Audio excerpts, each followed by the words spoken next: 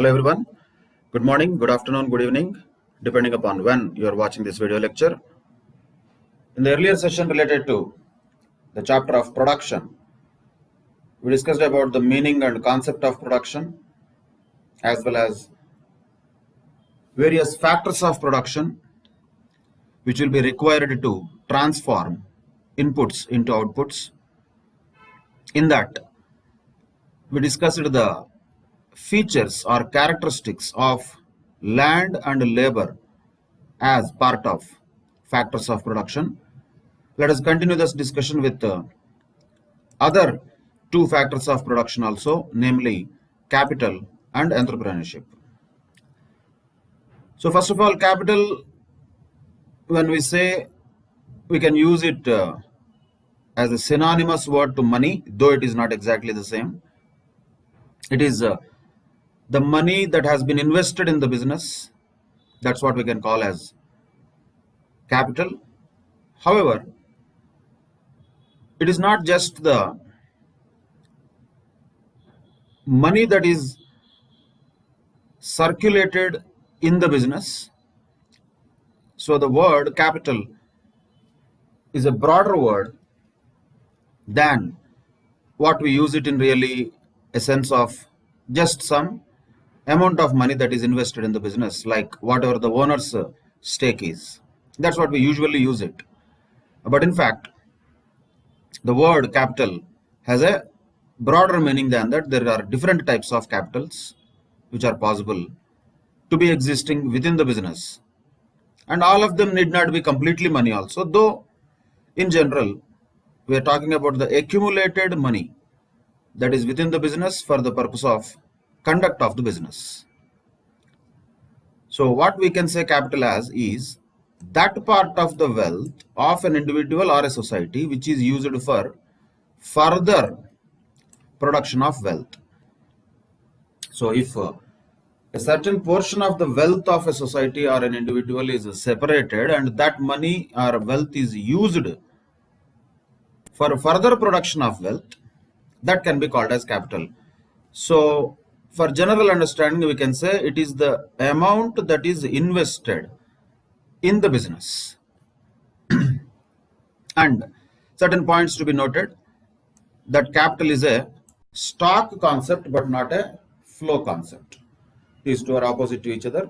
Stock concept means on a particular date how much is the capital we can know, not necessarily between two dates of or two periods of time or 2 points of time. So it is not a flow concept, it is a stock concept. That is the amount of money which is invested into the business, which ideally should yield a periodic income, and income is a flow concept. The revenue, income, sales, profit, those are all flow concepts. They are earned for a period of time. But capital is not a flow concept, that is a stock concept. That is on a particular date we can ascertain capital of any business.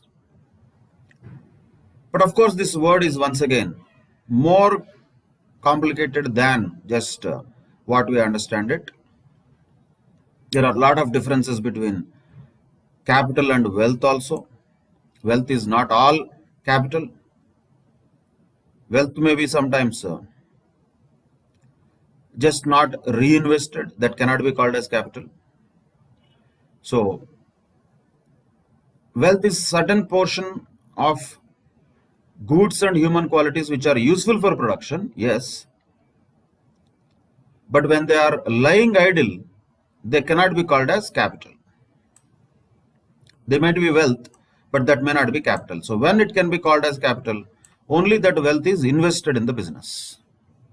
So that difference is one thing that we should understand between wealth and capital being a stock concept, that is broadly the amount of money that is invested in a business on a particular date or at a particular point of time. That is the capital. Is capital also natural like land and labor? Definitely not. Land is natural, that is nature's gift. Labor is also natural because those are human beings we are talking. Human beings are also part of nature. But capital is not natural.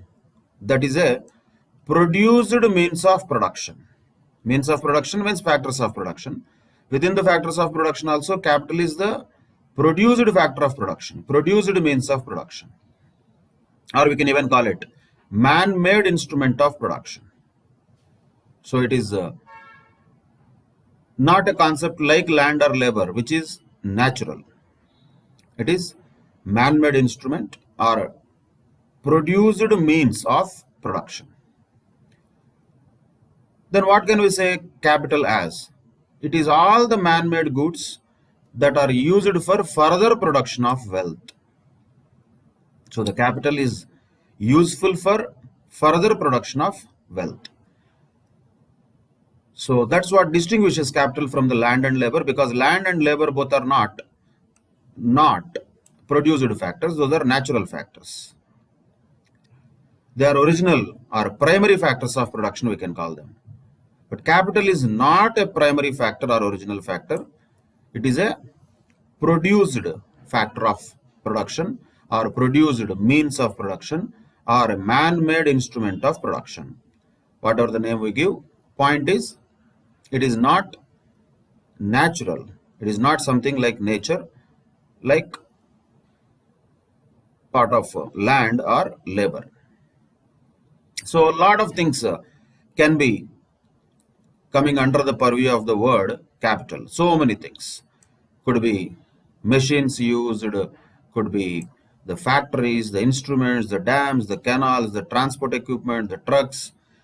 Everything that we see can be examples of some kind of capital.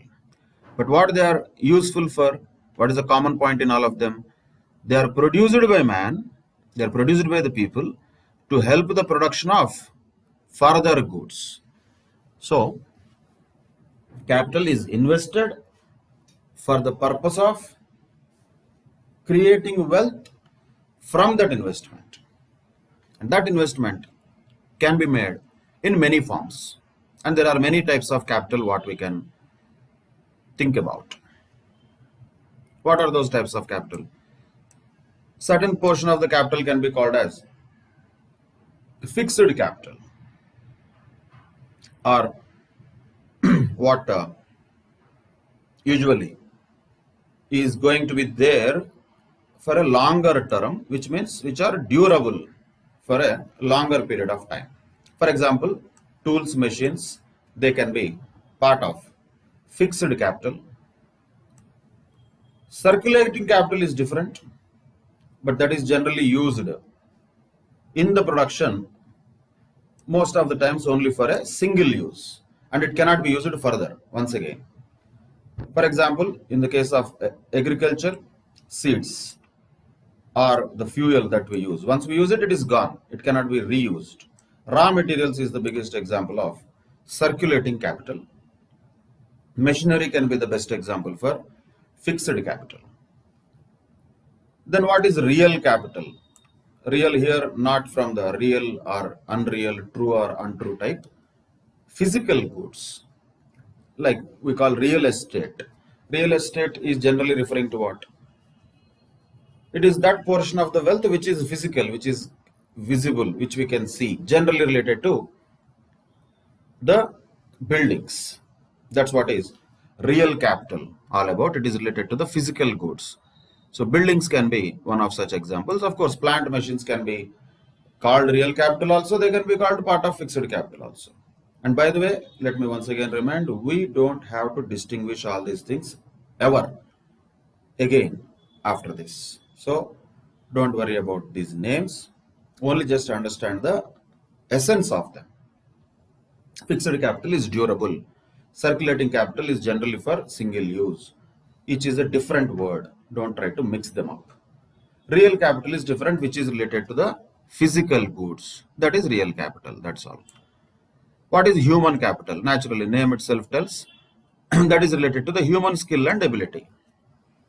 Majorly, in the current day scenario, the software companies and other service sector companies invest a lot in this human capital, because the people who are working there, their skills and abilities will only help the organization to grow and produce further so that wealth can be generated and revenue can be increased. So that is human capital. Once again, we can have another classification completely, tangible and intangible capital. So tangible capital means what? Which can be perceived by senses, which we can see, touch and feel. Intangible capital means that which we cannot see, but it could be in the form of certain rights or benefits, which cannot be perceived by our common normal senses. For example, patents, goodwill, or for that matter, brand value. Brand is a big intangible capital for many companies. But can we see that? What is the value of that brand? Can we see that? It is difficult.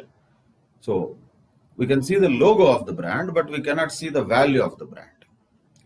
But we can only think that it is also part of the important investment of the company over a period of time which increases. That is brand value. That is a kind of intangible capital. Tangible capital once again could be, all the other things are tangible capitals only. Fixed capital is also tangible capital mostly. Real capital is also tangible capital. Whichever we can see, which can be perceived by senses, that is tangible. Which cannot be perceived by senses, that is intangible. Simple. You need to understand only the essence of these names. Then, individual capital, just for namesake, individual capital. What is that? That is the personal property owned by the individual or groups of individuals. So we can call this as personal property.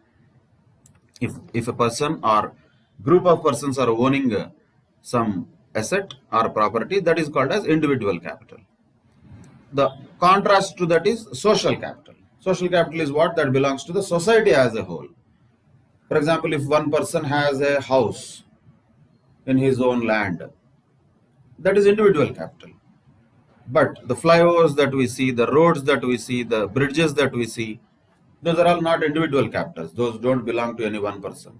They belong to the society as a whole. The parks, the public parks, all these things are social capital, part of it, because they are owned by society as a whole, not by any particular individual.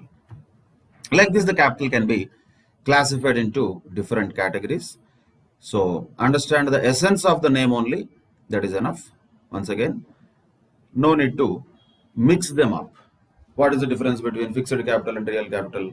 What is the difference between real capital and tangible capital? None of those questions will be relevant as far as this particular names are concerned. They are given here, so we are discussing them. But can they be asked in the questions? Definitely yes. For that purpose, we need to know what does each of them mean individually, separately, not to mix them up, not to try to link each of them. That will not be giving us any productive results. Unnecessary. So fixed capital means durable, circulating capital means single use, real capital is about physical goods, human capital is about human skill and ability, tangible capital can be perceived by senses, intangible capital cannot be perceived by senses. Individual capital is personal property, social capital is not personal property, that is owned by the society as a whole. So that is different types of capital we can classify as. Now, though it is actually a macroeconomic concept, but because the topic of capital has come and because it is given here, we need to also discuss quickly what is the process of capital formation, how the capital is formed. So it will be a very important aspect of any society or economy. A lot of stages will be there in this capital formation process. And what is that process of capital formation? We have to generally understand at a broader level. Of course, the capital formation can be simply called as investment also. What is the process of this capital formation? How it will be channeled into investments? You can generally go through these things. Definitely that will help only for understanding of the capital formation process. But what we need to definitely focus upon is the broader perspective of what are the stages in capital formation. First and foremost stage, and we are talking about an economy as a whole. As I told already just now, it is not a microeconomic concept. It is a macroeconomic concept. So why is it here? It should not be here. I also know that, but ICAI has given that. What can we do? We have to discuss that. So since it is there, we are discussing that. That is capital formation process. We're talking about a country as a whole, economy as a whole. If we take economy as a whole, what is the first step in the capital formation is savings of the people. That is a very important aspect in the total capital formation process, and the basic factor, starting step is that. On what this capital formation will depend upon, that depends upon the ability to save. People, we are not talking about one person, we are talking about country.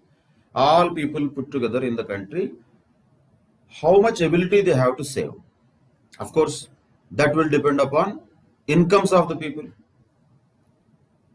In general, higher incomes are followed by higher savings. Again, in general, not necessarily. But it is generally observed that when incomes are more, disposable incomes will be more. When they spend whatever they generally are use it to spending, remaining amount the people will save. So in general, when the incomes are on the rise, the savings also will rise. But what happens is, these words are given here.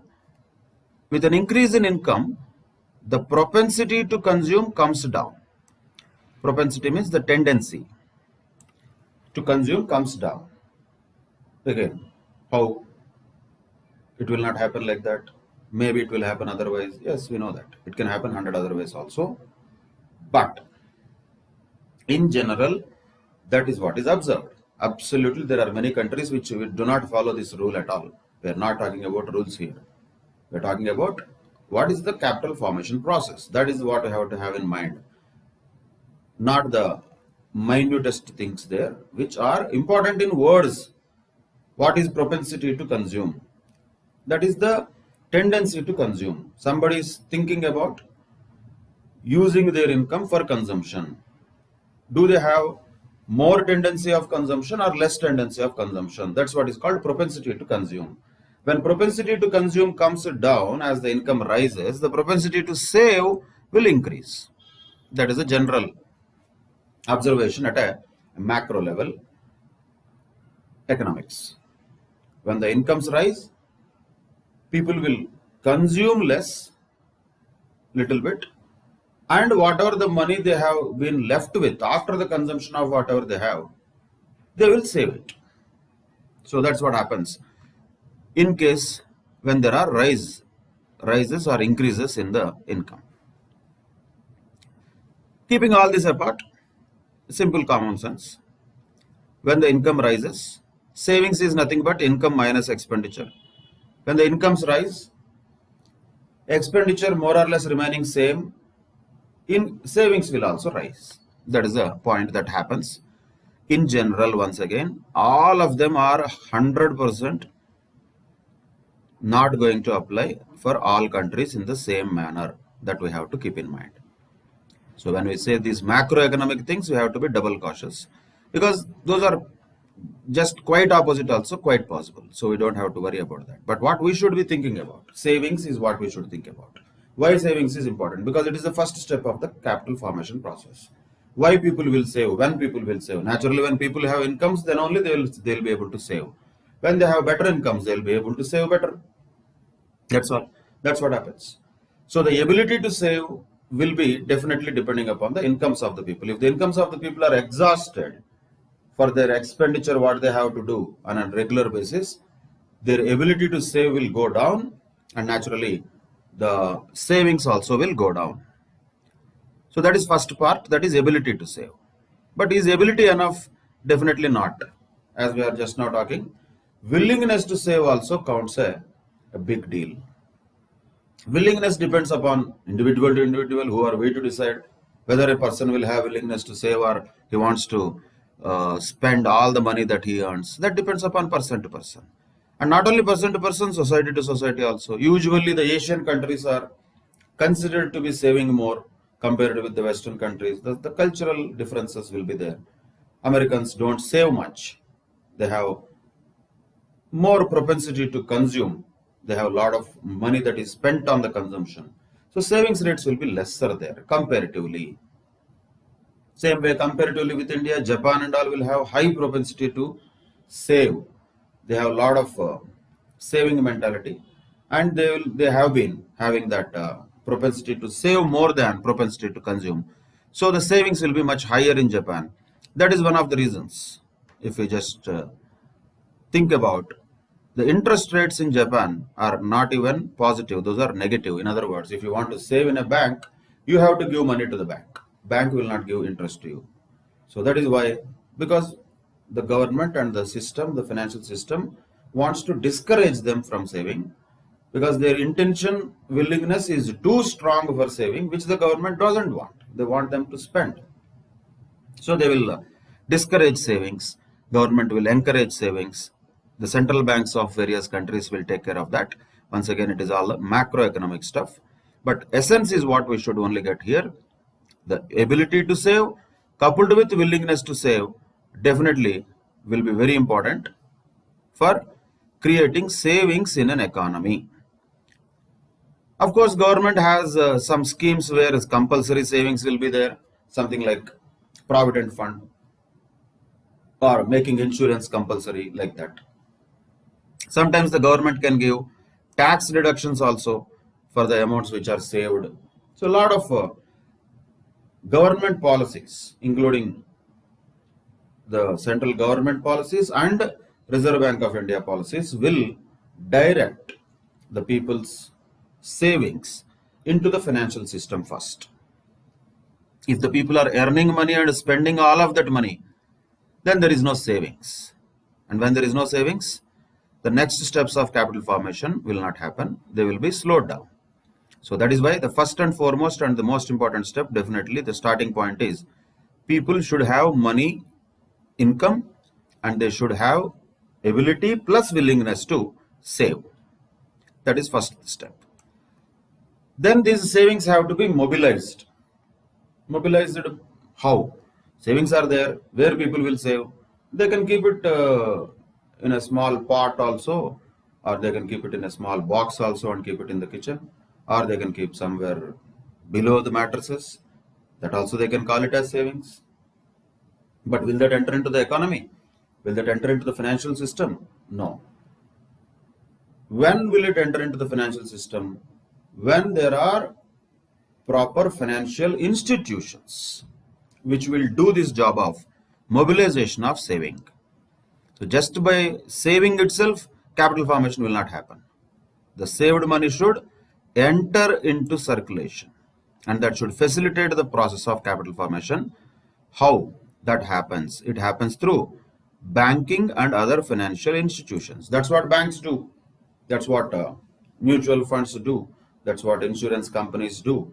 They collect public savings in different forms, and then they will take that money collected from public to the prospective investors, the businesses or organizations where this money is required. That's what banks do. They take deposits from public, they give loans to different organizations which need finance. So what is happening here?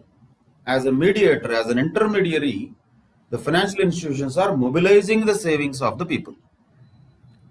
So that is a very important step. And what is important here is also that this mobilization process should be very professional and transparent. And government has also a lot of role to play here in channelizing these savings. If the public lose trust in these financial intermediaries, then also mobilization of savings will become very difficult. So naturally, capital formation process also will have a break. So that is why a robust financial system, which consists of all our insurance companies, banks, mutual fund companies, stock market, all of them put together, what we can call it as a financial institutions or financial intermediaries. Their job is to collect the savings of the public in whatever form it is. but ultimately to deliver this money to those capitalists who invest this money for business, for further production and growth. That's what is an important process of capital formation. Mobilization of savings. Next, okay, mobilization happened. People have saved, banks have received, they have given this money to some company which is willing to, let us say, expand or diversify or willing to start a new business. Bank has given the money, but that money, whatever the entrepreneur or the owner or the promoter receives, that has to be invested really. So that has to be converted into real capital assets. Then only we can say the capital formation has happened. Just by having the savings with the people, the economy is not doing great, or just by mobilizing the savings from public to companies or organizations, the capital formation is not complete. Capital formation only will be complete when these mobilized savings are really converted into capital, and though that capital is used for purchasing capital assets. Assets, once again, here are capital assets we are talking. Capital assets means something like plant, machinery, building, equipments, etc. So that is where the money has to be really invested. Then only we say it is capital formation in macroeconomic terms. But there should be people who do this. There should be an entrepreneurial class which is prepared to bear the risk of the business and invest the savings into productive avenues so that they create new capital assets, which means there should be fresh entrepreneurial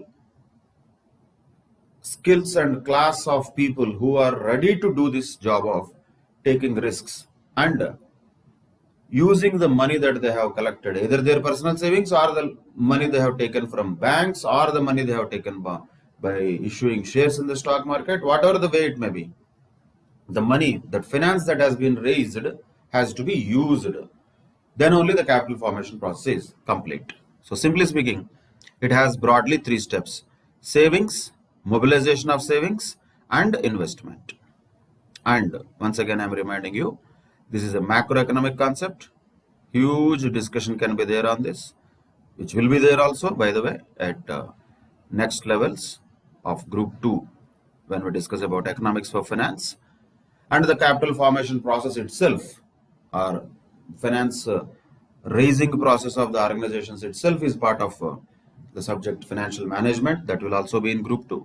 So the real understanding of what actually happens in a country, an economy as a whole, definitely we will understand later. But as of now, our job here is only to understand certain aspects of capital, not just to restrict capital with money or wealth. Capital is much bigger than that. And there are different types of capital which can be expressed as. And the capital formation process includes savings, mobilization of savings, and then finally investing into the capital assets. That is what we are supposed to know at this level. A very broad understanding is what is expected. That is the third and definitely one of the most important factors of production. That was capital.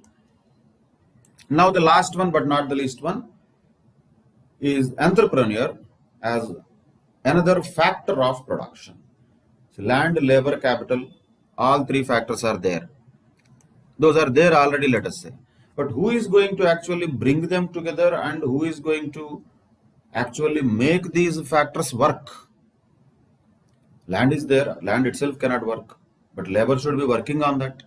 Capital is there, capital itself cannot work. It is only just once again, a dormant thing. By itself, it cannot do anything. It has to be invested in proper assets. Who will do that? Who is the one who is going to run the other 3 factors? That is what is entrepreneur. So we can use different names here. Lot of types of people are there. The promoter can be an entrepreneur. We use these words like management. We can use the words like CEO, managing director, just manager, All these words, all of them can be related to an entrepreneur or a small shop owner, businessman. Businessman we call them, corporates we call them. We give a lot of names to them. But ultimately what we are talking about is the structure of or the framework of bringing the other factors of production together and making them work. That's what is entrepreneurship all about. So once again, the word has to be used in a very broader sense. Normally when we say entrepreneur, we only think about from a promoter point of view, fresh thoughts, entrepreneurship, all these new things we talk about. But that is not the only thing we are talking. Management also is part of that. So what does entrepreneur or what does this entrepreneur we are talking about will do? He is the one who is going to mobilize these three factors and he has to combine them in the right proportion, and then he has to initiate the process of production, and most importantly he bears the risks involved in it.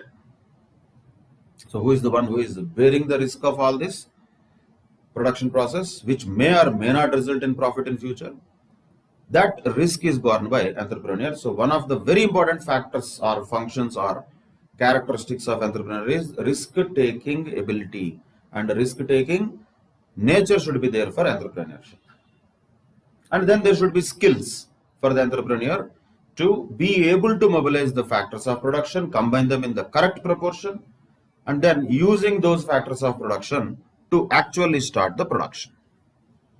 That is called as entrepreneur. You can give any name. You can call him an organizer, you can call him a manager, or you can just call him a risk taker, you can call him a promoter, a CEO, all of that. Any names we can give, but ultimately the one who is managing the show, who is doing or who is making the things work is entrepreneur. Of course, here one more point comes. So when we say CEO, is he really the risk taker? He may or may not be the shareholder of the company. Satya Nadella is the CEO of Microsoft.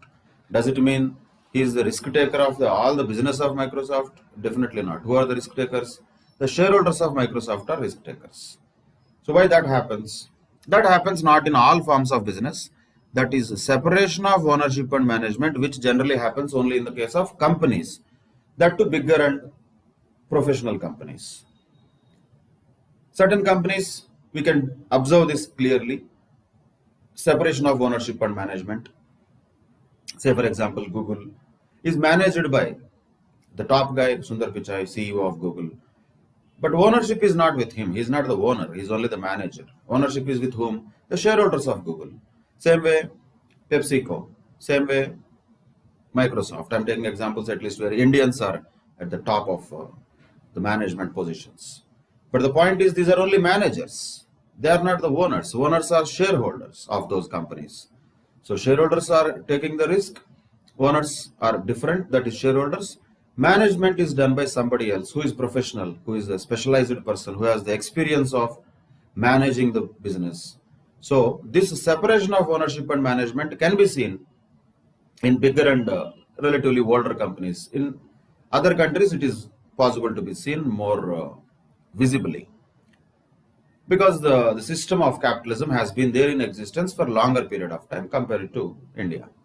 We are new to this, but still, rarely only we see in India the separation happens much, I would say clearly. Infosys is one of the classic examples where ownership and management has no relationship at all, completely. Infosys was founded by Narayana Murthy along with his friends. There are still a lot of other owners who are shareholders of Infosys.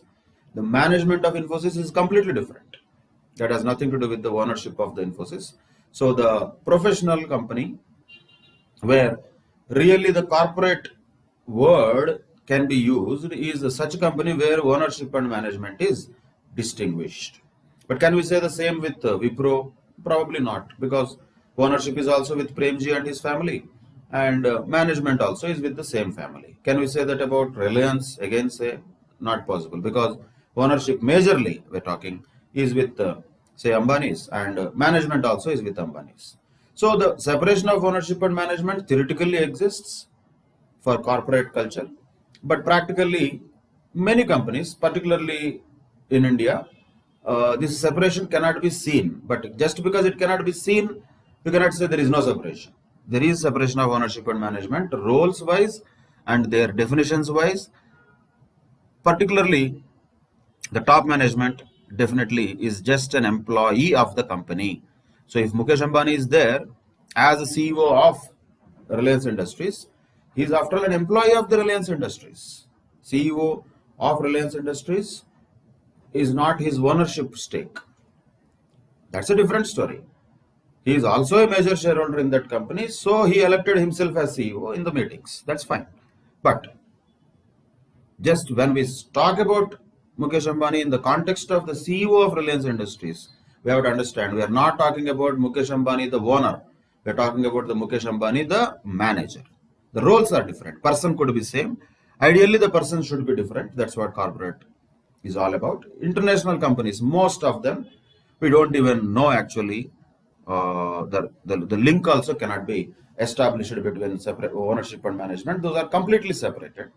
Fresh companies will continue to have it for longer time. For example, Facebook still is linked or matched with Zuckerberg, or Amazon is more definitely matched with Jeff Bezos.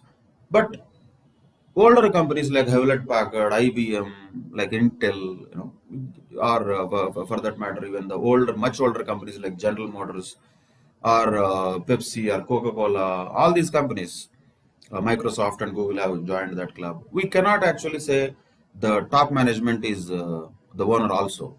And if at all, to take an example of Steve Jobs, who unfortunately died already, who was the founder of Apple, just to understand what is the real power of the separation of ownership and management. He was the founder of that company, Apple, and he was kicked out of that company earlier as a CEO, long back. And after again few decades, he was brought back. Later, he has revived Apple. That's a different story. But the point is, even though he was the founder, he doesn't have any real say or right. That is how corporate works. That is completely on the basis of the power which is there with the directors and the shareholders than just with the founders or the promoters. So the personal relationship between a person and a company cannot be established. Satya Nadella is the CEO of Microsoft. Can we say that Satya Nadella is equivalent to Microsoft, or Microsoft is equivalent to Satya Nadella? Nobody knows. Tomorrow he may be sacked. Tomorrow he may resign Microsoft and join some other company. Completely possible. What is the big deal in that? Then he will be called as the CEO of that company. So that is management, not ownership. So like this, the management and ownership is different for a pure real corporate structure, which is only possible to be identified in some companies in the world. In India, it is definitely difficult to identify. One and only thing where we can really see that is Infosys. Separation of ownership and management is there. But when we talk about entrepreneur here, we are talking about both. That's the point. Here, we are talking about entrepreneur as a manager also, entrepreneur as a owner also. So that separation, we don't have to really worry about it when we use the word entrepreneur. So majorly, what is this entrepreneur we are talking about? Is he the one who is organizing or who is managing? Yes. Is he the one who is involved in the decision making? Yes. But is he the one who is initiating the production? Yes, that also. But is he the one who is bearing the risks also? Yes. So all of them are in one word, we are calling it as entrepreneur. Once again, it is a broader word in which sense we are using it. Not just in the sense of a promoter, not just in the sense of a manager, not just in the sense of a owner, not just in the sense of a manager. Both we are talking about as entrepreneur. So that is what entrepreneurship or entrepreneur as a factor of production is all about.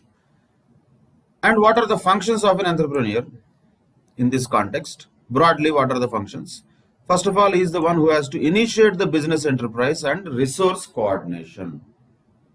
In the sense, he has to have this idea of starting a business as a promoter, and he has to bring all the other factors of production to one place. So, who will do all this? The business opportunities will be sensed by whom? Entrepreneur. Who will conceive the ideas? Who has the idea first? The entrepreneur. And who decides upon the scale of operation? What is the level or scale of operation at which the organization has to perform? Once again, entrepreneur. And who has this idea of what products and processes have to be used who owns and manages the own enterprise. So if you look at a small businessman, it is easy to understand. So somebody wants to open a shop, let us say a stationery shop somebody wants to open. He is an entrepreneur. If you take big examples like Microsoft and all, yes, Bill Gates was also an entrepreneur when he started. Like that, any example can be taken. But for understanding the functions of an entrepreneur, definitely the entrepreneur has to have all these things in mind. First of all, he should initiate the idea. He should have this idea to start the business. He should conceive the ideas, and then he has to decide upon many things. What should be the level of operation? What should be the scale of operation? What products and processes have to be used and produced? And ultimately, how the enterprise has to be managed. That will be decided by entrepreneur. So first and foremost thing what he has to do is initiate. Starting a business is what we can simply say. Initiate a business enterprise. Okay, fine. After initiating, that's all. Automatically the businesses will run? No, it will not. He has to organize the resources which are needed. All the resources have to be organized at one place. And all the factors like land, labor, capital have to be brought at one place, and there should be coordination among them. All of the factors should work towards the common goal. And for all this, definitely he has to raise economic resources, which is also part of the capital. And ultimately, he hires the services of various other factors and pays them some rewards contractually, as we already discussed. What is the reward that entrepreneur gives to the labor? That is wages. What is the reward that entrepreneur gives to the land or a factory building? Generally, that is rent. Like that, for capital, what is the reward? That could be some interest. Like this, he will bring the factors of production together, make them work, make them that to work in coordination with each other, and rewards them with their respective contractual agreed amounts, like paying wages to the workers, paying rent to the landlord, interest to the capital provider, whoever has given that. And after paying all these expenses, deducting from the revenues, if any there is a surplus, then he will enjoy that as his reward for his efforts and risk taking. That is what you can call as profit.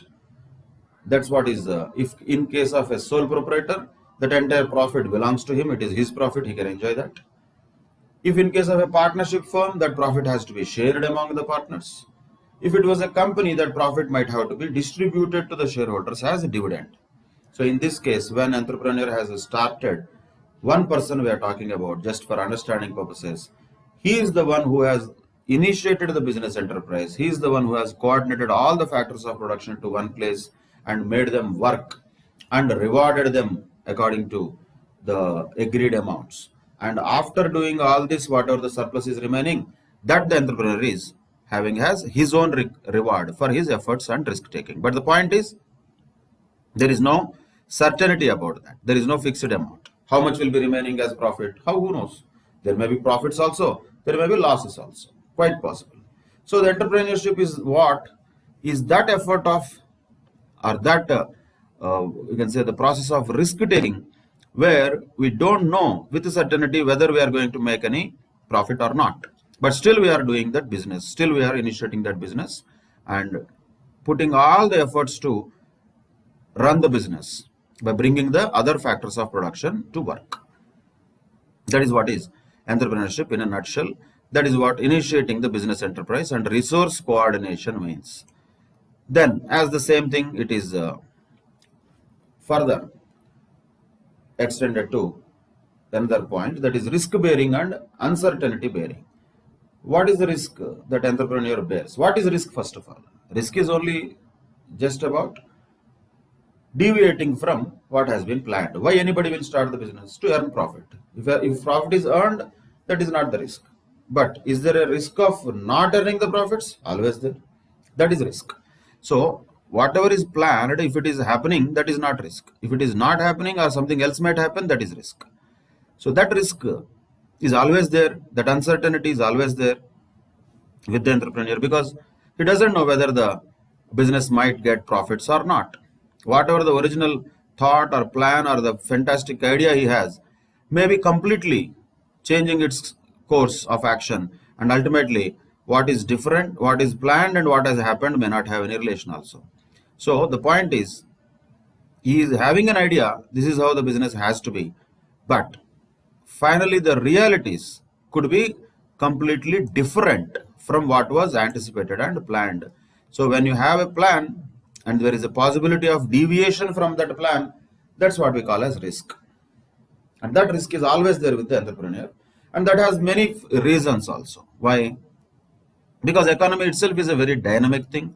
It keeps on changing, and lot of things like the demand for commodity keeps on changing, the cost structures keep on changing, fashions and tastes of the people keeps on changing, government policies will change, taxation policies, credit policies, interest rates, all of these things can change, and something like uncertain event suddenly like coronavirus that can shatter the businesses, which it is already doing. So this much risk of uncertainty about the future is borne by the entrepreneur. That is what definitely entrepreneur takes. And he takes a lot of financial risks also. What is the biggest financial risk? The risk of incurring losses. That risk of incurring losses also will be borne by the entrepreneur. So there is a risk of uncertainty, which is future related unknown factors which might have big impact negatively on the organization. And there are financial risks also, there are technological risks also, because for example, if an entrepreneur has started a fantastic business of manufacturing DVDs, huge plant he has set up, crores of rupees he has invested. Suddenly after 1 year, 1.5 years, the DVDs have become outdated, nobody is buying DVDs. What he will do? Entire investment is gone. Technology changes so rapidly, and it can completely create a huge risk. So technological risks also will be there because of inventions by others. If others are inventing, some entrepreneurs might lose their place in the market. That happens, quite possible. And who will bear this, all this? Who will assess and who has to bear all these risks, whether financial or technological? Ultimately, the entrepreneur has to bear these risks. And other risks are anyway there, something like fire, theft, burglary, etc. These risks can be insured. If at all something happens, at least some financial compensation can be claimed from insurance companies. But there are some other risks which cannot be insured also. Like for example, suddenly there is a change in the tastes of the people. What we can do with that? Nobody can imagine that, nobody can expect that. Or even if you expected that, the actual reality may go in the opposite direction of what your expectation is. And the competition is suddenly emerging too heavily. That cannot be insured, that cannot be foreseen. So this much of uncertainty and risk the entrepreneur faces every day, and because changes also occur every day. So that is the big job or function of the entrepreneur. That's what we are looking at, the functions of an entrepreneur. One is initiating the business enterprise and coordinating all the resources at one place, bearing the risks and uncertainty, including financial as well as technological risks. And because he has these many risks to bear and lot of functions, he cannot do all of that alone. So naturally what he can do, he will delegate this to a little bit of other people who are recruited at the top level. So the entrepreneur can delegate the other functions, but risk bearing cannot be delegated, because ultimately the money, the investment is made by the entrepreneur. So the risk bearing is definitely the most important function of the entrepreneur. Like for example, once again, as we have seen, Microsoft has delegated, or let us say just for understanding purposes, not that it will work like that. Say Bill Gates has delegated his company's management to Satya Nadella. He has entrusted. Satya Nadella is after all a paid manager, that's all. He is only an employee of a Microsoft. But who is the owner? Again, for understanding only. Bill Gates is not the only owner. There will be a lot of other owners also. Only for understanding. So imagine Bill Gates is the biggest stakeholder and he is the owner of Microsoft. But can Bill Gates transfer the risk bearing also to the Satya Nadella? Not possible. The risk still lies with Bill Gates only. It means whoever is the owner or entrepreneur, they will have the risk bearing responsibility, and that is their function. That is one of the important functions of entrepreneur, becomes risk bearing. So that is the second important function. And nowadays, particularly the most important, in fact, of course all are important, we cannot say one is more important than other, Nowadays, particularly in the dynamic environment, innovations have become very important function of the entrepreneur. And according to the Schumacher, one of the economists, the true function of an entrepreneur is to introduce innovations. Innovation could be not just about a product. It could be about some improved products, or it could be about some designs, or it could be about the production processes, or it could be about devices, or utilization of any new or improved source of raw material, or any new or improved technology. All of them are part of innovation process. New business models, variety ideas.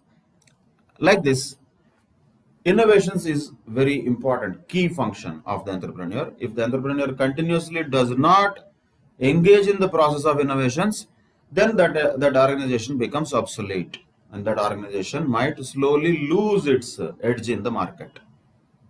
That is a very important aspect of an entrepreneur. There are many organizations which failed to innovate, which failed to adapt to the market conditions, and because of which they became extinct. Classic examples for them can be Nokia and BlackBerry, both ruling the world at one point in time in the mobile market, but almost invisible in the current market because they could not innovate according to the speed and tastes and preferences of the markets. So the innovations is a very important aspect. And what is the success mantra of the companies, tech companies like Google once again, could be again innovations. So a lot of new innovations, whatever they bring, that innovations will bring in greater efficiency and competitiveness, and naturally along with that, that will bring profits also to the businesses. So that is about innovation. And innovation is nowadays, particularly in the dynamic environment and technologically so fast changing society throughout the world, it becomes almost on top of the priority for entrepreneurs. And that is one of the reasons why, if you observe many big companies, huge corporates, they spend a considerable amount of money for this research and development processes. And when these innovations are done, they will add a lot of efficiency to the organization, and they will bring in competitiveness to the organization, and thereby they bring in profits also. If they don't do this, naturally they slowly become faded out, and after some time they may be even extinct from the market. That is the risk of not being an innovator nowadays. So it has to be always there. So there has to be an innovating ability. Definitely the supply of entrepreneurs also will be more in the economy, and the rate of technological progress also will be more. That will be always all related with each other. At a higher level, technology level, if you observe, mobile phones, if you see, the innovations were tremendous in the past, say 10-15 years. Originally, mobile phone was used only for talking with each other. So that was only just a communication device of voice. But later, how many things have been added to that?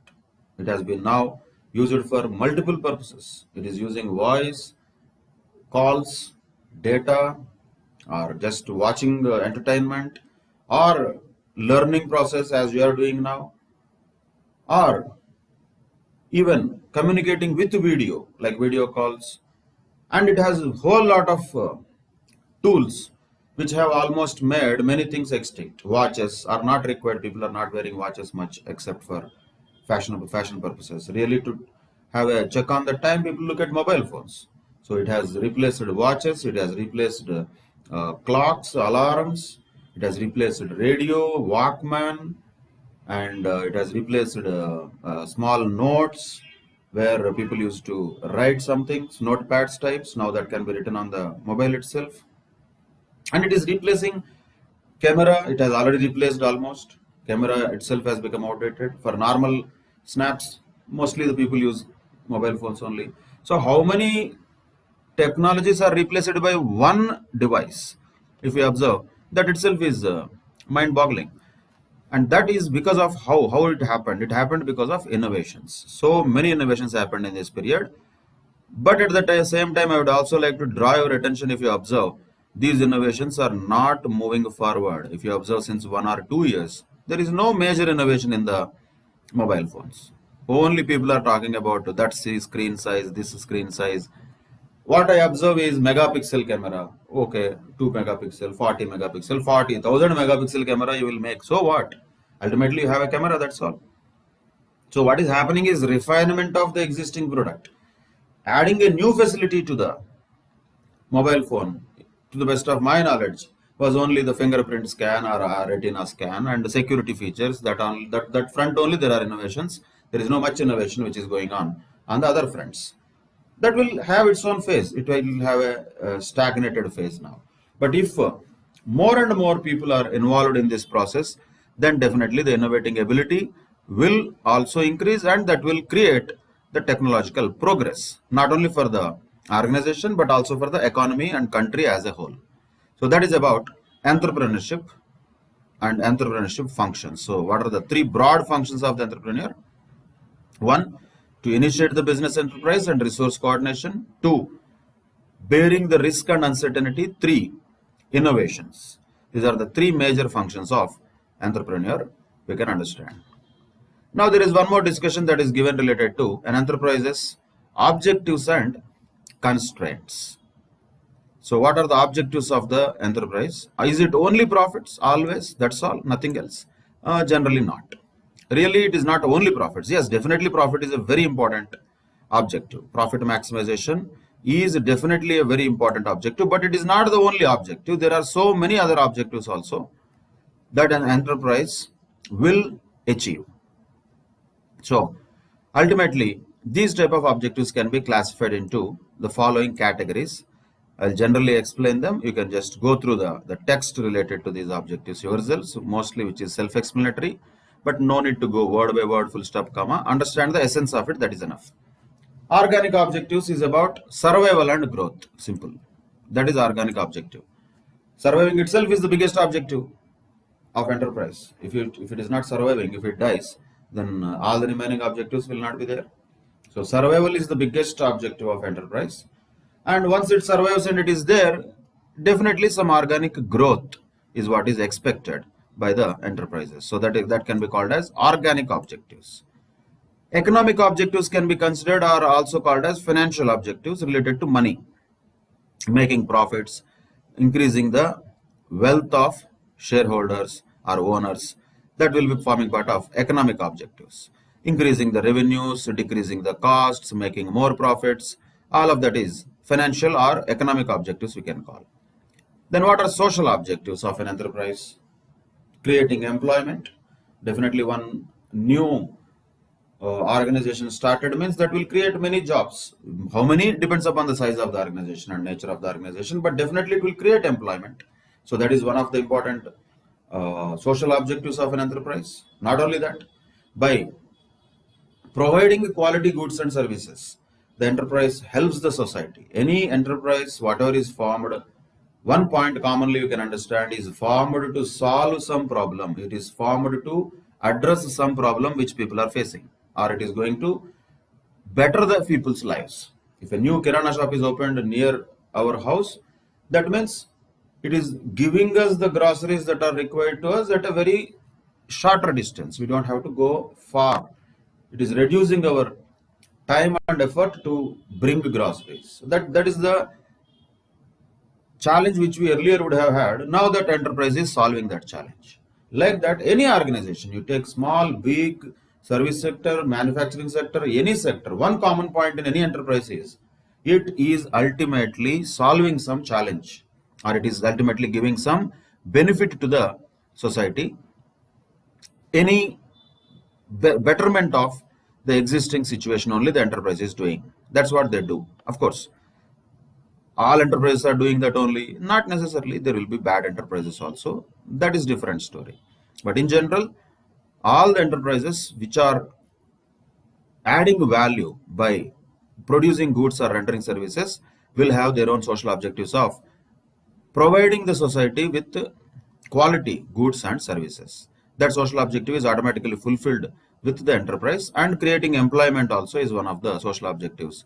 Not creating pollution is a social objective. If they don't create, ideally they should not. Too much of pollution they should not create. That is a social objective.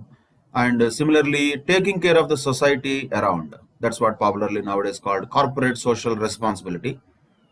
That also is a part of social objectives. Like this, enterprise does not only follow or fulfill financial objectives or financial goals, it will also have social objectives. And naturally, it will also have human objectives. Why? Because first of all, if you observe an enterprise, it is dealing with humans only. Its employees are humans, its customers are humans. If customer means a company means who from a company is ordering? A human. Suppliers are humans. The person who is bringing the materials is human. The person who is transforming the material into the finished product is human. Everybody in an organization ultimately is a human. With the help of robots also, with the help of machineries also, still human beings are there who are required. Those human beings have to be handled well, and the human objectives of the enterprise are to give the best possible quality to the customers and to give, as per the agreement, prompt payments to the suppliers, and to give the best or better living standards to the employees and better working conditions to the employees. These are all human objectives. And the social objectives include human objectives, definitely. So human objectives are also part of an enterprise's overall objectives, we can say. But these are not the only ones. Even an enterprise will have national objectives. How? Because sometimes an enterprise with its success can bring pride to the nation. Naturally, a lot of products are sometimes just attached to the nation only, attached to the country's image. Okay, this country has invented that, that country has invented that. The certain companies are the pride of certain countries. So that brings national objectives of the enterprise also. So it will just serve its own financial objectives, which of course it will try to serve. It will not just only look at organic objectives of survival and growth. It will anyway look at it. In addition to that, an enterprise also will have to look at and try to fulfill social, human, and national objectives also. That is what is objectives of an enterprise, you can say. And once again, this discussion is all very generic discussion. You can go through that like a newspaper, like a article, or like a novel or a storybook. Just like that, go through that. But broader essence, you understand, that is enough. So these are the objectives of enterprise. But while achieving these objectives, is the enterprise going to face many constraints? Yes, it will have a lot of constraints. Constraints can be called challenges, hurdles, problems, issues, whatever the name we give. Definitely there will be a lot of problems that the enterprises will face. What are those problems? Again, a broader level understanding is enough. Lack of knowledge and information is the biggest problem. Nowadays, this problem is not much prevalent because information is available very much freely over the internet. But knowledge cannot be available in the internet. Knowledge is something that has to be developed over a period of time. With the experience of the elder generations also, the knowledge will be cumulatively developed over a period of time. But with the lack of knowledge and information, enterprises might fail. When you say issues or problems, if these problems are there, enterprises have to face them and overcome them. If they cannot, they will fail, as simple as that. So that is one of the important limitations or restrictions or constraints of an enterprise, we can say, lack of knowledge and information, and basically the uncertainty which will always be looming around the enterprise and entrepreneur also. So that is the first and foremost constraint and challenge, we can call it. You cannot completely call it negatively. It is a challenge. Everybody faces it. Every enterprise faces it, and enterprises which can overcome them will become successful. They survive. If they cannot, they are gone. That is how the market is. Market is always like a jungle. Survival of the fittest. Whoever does the right things, they will be surviving. If not, they will become extinct. That is how the markets work. And while working in such markets, proper knowledge and information is very important. If it is not there, that becomes a problem. That becomes an issue to the enterprise. That is one of the biggest constraints, we can say, or restrictions, we can say, limitations, issues, problems, challenges, hurdles related to enterprises. That is one thing. And other things are there. So we say that a lot of possibilities are there in the factors of production being mobilized. But practically, the free mobility of labor and capital is not that easy. It is very difficult. That is a challenge. Like trade unions will have a lot of restrictions. Labor laws will be there. A lot of training may be required to make the labor fit for working. So all these possibilities are there, which act like a constraint or challenge to the enterprises. So mobility of labor and availability of skilled labor is a big challenge. Always it will be there. And not only that, there will be infrastructural inadequacies, quite possible. There might not be proper infrastructure available for purchase of raw materials or sending the goods to our customers. Proper transportation facilities may not be available. Even if they are available, they may not be enough. They may not be efficient enough to really deal with the supply chain bottlenecks. Bottlenecks means problems, once again, hurdles. So in the supply chain is simply about from the producer till the user, everything in between is supply chain. So for a simple understanding, manufacturer, say a wholesaler, then a retailer, then a consumer. But is this a smaller chain always? Not necessarily. It could be a very long chain also. It could be a much shorter chain also. Sometimes it could be directly from manufacturer to producer also. There is nobody in between. So depending upon whatever the product is and supply chain is, the length of supply chain will be decided. But still, the bottlenecks in the supply chain will always be there, which have to be faced by the enterprise. Power cuts, for example, irregular supply of raw materials, non-availability of proper transport. A lot of these things can be faced as challenges by the enterprises. That is one of the challenges or constraints that enterprises face. And then the changes in the business and economic conditions also will have a huge negative impact. Of course, if the changes are positive, the impact will be positive. If the changes are negative, there will be definitely negative impacts. So many changes can happen. Government policies can change. Natural calamities might come, like as we are facing now. Corona is there. Some diseases might happen like this. So very, very, very uncertain world. Very, very unstable and volatile conditions within which the enterprise has to operate. So that is why it's a very big challenge for enterprise to face these changing conditions, but they have to face. That's what they're supposed to do. In addition to that, there may be so many other things like inflation, interest rates, exchange rate fluctuations, like this. Many things can have an impact on the enterprise negatively, but all of them have to be handled. Raw material prices can be increased, labor costs can be increased, capital can become costly because of higher interest rates, and all the plans that they have for their revenues and sales might not work actually. So imagine for those all companies which have planned a big way for let us say this quarter one of 2020-21 financial year. Entire quarter one of 2021 financial year is gone. That is April, May, June. Almost it is going to be ended. Quarter one, almost zero revenue for many businesses. So what happened to all those plans? All those plans became waste. Ultimately, they could not be achieved. These are challenges enterprises keep on facing, but they have to definitely address them by their way of managing it, and with the more understanding of the scientific management of organizations. With that only they can overcome them. Otherwise, it will be difficult for enterprises to overcome them. So a lot of problems like that can be just understood at a broader level. Nothing is technical here. Once again, these are all generic things. Anybody with common sense can read and understand very easily. But you do read them. Don't just ignore that. Have a general reading once. That will help.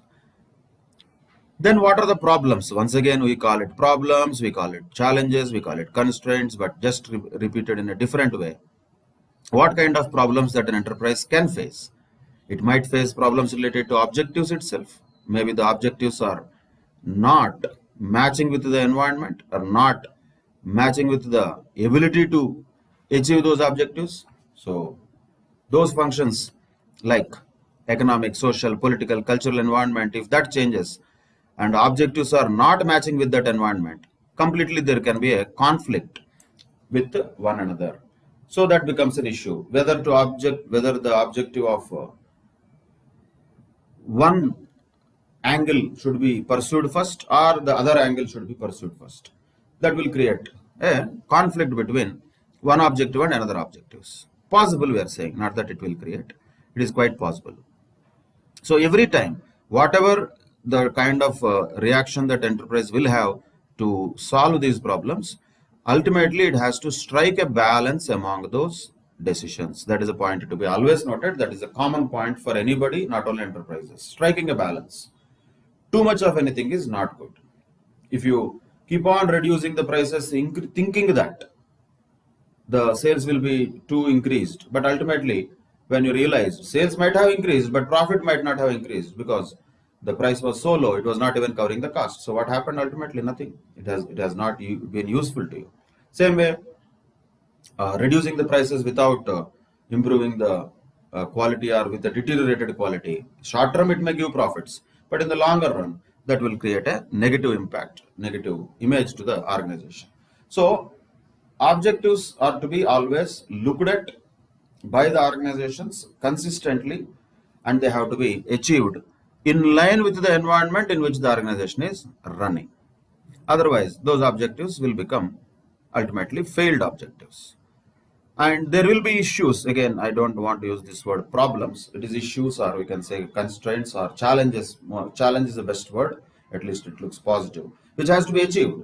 Hurdle, yes, which has to be crossed. Hurdle is there. Nobody is saying there is no hurdle. But it has to be crossed by the enterprises. Enterprise has to decide location, where to start the business, where to start the organization. Big question. What should be the size of the plant? Big question. Should it be too huge? Should it be less? Do we have the money for that? What kind of capital is available with us? Everything like that has to be looked at by the entrepreneur and enterprise. That is another big problem, to decide upon location or size of the business or plant, we can say here. And lot of consideration has to be given to technical, managerial, marketing and financial aspects of the proposed business.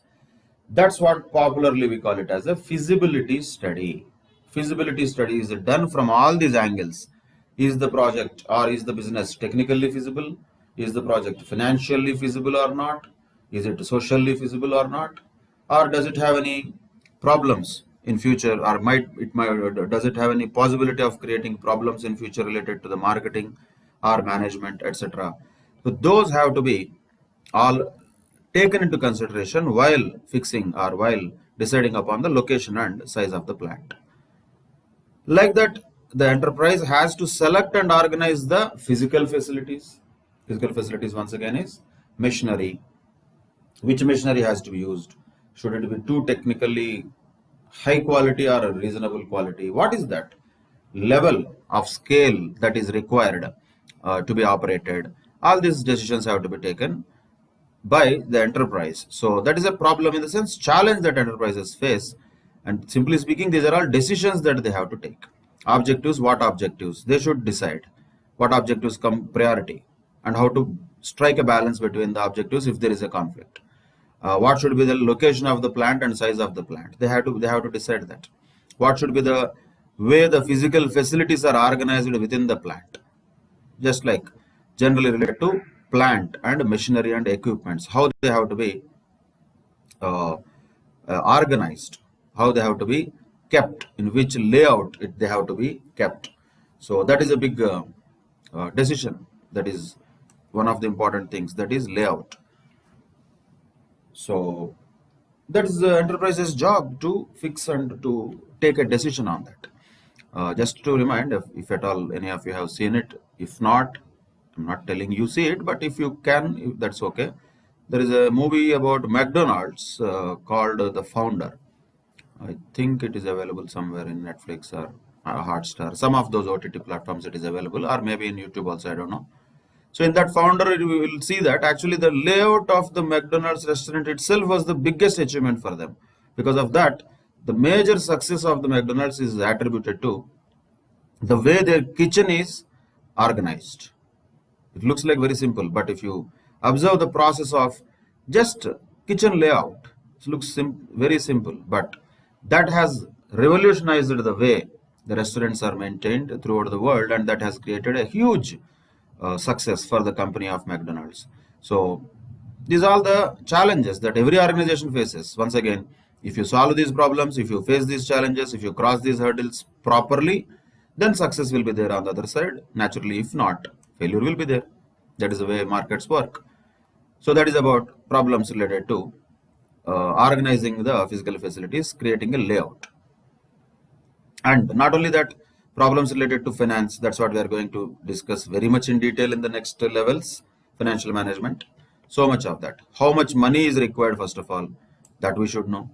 What should be the cost of the products, and what are the estimated profits on the investment that we are making, and what is the capital structure of the business. Capital structure generally means whether the money capital has to be raised in the form of debt or equity. Is it own money or loan money, simply speaking? So how much own, how much loan? Both. There will be both also. How much own money, how much loan money? These all to be decided. It looks very simple. For that we have a huge subject itself, that is financial management. We will see that later. Like that, there will be problems related to organization structure. This also we will discuss in strategic management at a later level. That is in group 2. Structure of the organizations. There are many types of organization structures. The organization, the enterprise has to choose the best suited organization structure for itself. So how the departmentalization should happen, how those departmentalization should have specializations, each of them. Like, for example, in an organization, there will be production department, there will be human resources department called HR, there will be information technology department, systems, there will be marketing department, sales department, finance department. How all these things are supposed to be structured, and how there will be an interrelationship between them, and how they have to be managed in coordination. That has to be definitely laid down by the enterprise as clearly as possible. Then the problems will not be there. If not, then once again the chaos will be created in the organizations. So enterprises have to take care of their organization structures also. And naturally there will be problems related to marketing. Again, problems means not problems, challenges related to marketing. Like what? Popularly, these are the 4 P's of marketing, we call it. Product is the biggest question mark. What variety of product, what quality, what should be the design, what are the features, what brand name we should have, how it should be packed. All these things have to be known. That is product related. Promotion, how should be done? Should we reach to the consumers with personal selling or social contacts, or is it publicity or advertisement? If advertisement, where? Newspaper, television, radio, where? So questions, all of questions has to be answered by the enterprise. And most importantly, the pricing policy. What should be the price? Should there be any discounts or not? What should be the credit terms? Should there be any credit given to the customers or not? If yes, how many months or how many weeks? Concessions. All these are policies related to price. And the policies related to place. Place means where we have to sell. Where should we sell? Why enterprise has to be situated in a particular place? Why it has to be catering only to the customers of that place? Because they have decided on that. And product, promotion, price and place are 4 P's of marketing. Very important names, definitely. These are called 4 P's. So these are the problems, or we can say the questions that enterprises have to answer themselves, and they will have to solve these problems or challenges so that they become successful. In addition to that, there will be problems with legal formalities. In India, particularly, so many legal formalities are there. There are so many taxes. We have income tax or corporate tax. We have GST, customs duties are there, and different types of labor laws are there applicable. For example, in India, we have labor laws like Minimum Wages Act or Payment of Wages Act, Payment of Bonus Act, Provident Fund Act, Factories Act, Industrial Disputes Act. Numerous acts are there. Like that, pollution controls. There is a Water Pollution Control Act, Air Pollution Control Act. You have to follow them. And there will be a lot of acts related to the corporate governance, like Companies Act. You have to follow them. So many laws are there, LAWS laws, which you have to follow. The enterprise has to follow. Not easy. Challenge. We are not telling that it is not possible. Every enterprise is facing them, and they are overcoming them with their knowledge of these areas of management. And not only that, there will be problems related to industrial relations. Industrial relations generally can be told as labor relations, particularly majorly related to workers' cooperation. If it is there, that is the best thing. If it is not there, very difficult to deal with workers, because naturally mostly the physical laborers, generally they may not be highly educated and skilled, so there might be different conflicts of interests between the management and workers, and because of that there will be problems in enforcing discipline among the workers and making the workers understand the objectives of the organization. And also, not only that, having labor unions and negotiating with them for terms and conditions is also part of a very big limitations, or you can say challenges, I would say, of enterprises.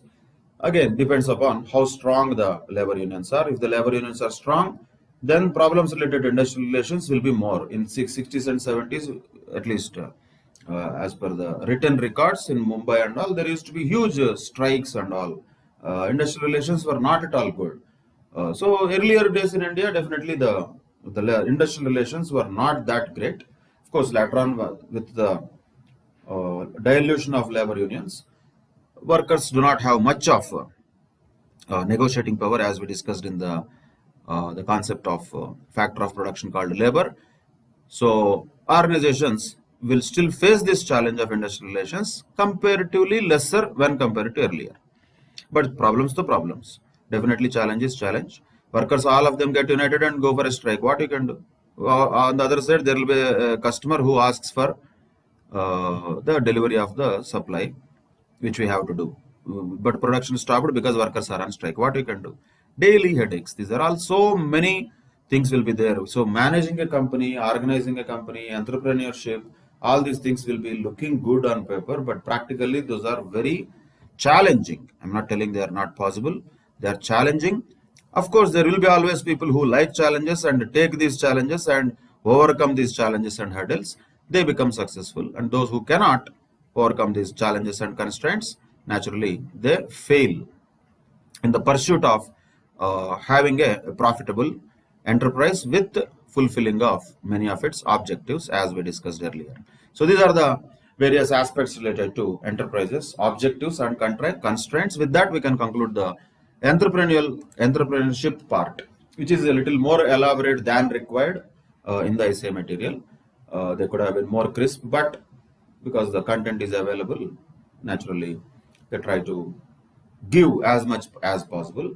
So they have written all that. You can go through that generally. That may be helpful for general understanding, not only from economics point of view, even from BCK point of view, business and commercial knowledge point of view. Also, this all discussion on the factors of production, land, labor, capital, and entrepreneurship, particularly related to the entrepreneurship part, will be useful for you in a general sense.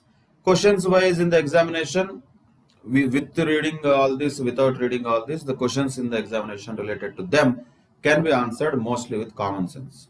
So there is no technicality here in this discussion so far as the chapter of production is concerned. Mostly this discussion so far has been very generic in nature. What is production? What are the factors of production? What are the characteristics of them? One by one we have discussed it so far. With that, we can conclude that part of this chapter. And then in the next session, we'll enter into the real technical aspects, the economics aspect of the theory of production. That is going to be definitely more important and definitely more tested in the examinations also as the technical questions. The discussion so far is generic in nature, broad in nature. Just go through them in a very broader sense, but try to definitely remember some of the terminologies that will be required. Suddenly, if the word propensity to consume is used, if you say, I don't know what is that, that will not be helpful. So words definitely are important to be noted and understood in the context where they are used, right? With that, we can conclude this session related to the chapter of production. In the next session, we will discuss more about the production function and the long-term as well as the short-term theories related to the production process, which is the crux of this chapter, I can say. So that we'll discuss in the next session. Till then, take care. Bye-bye. Thank you very much.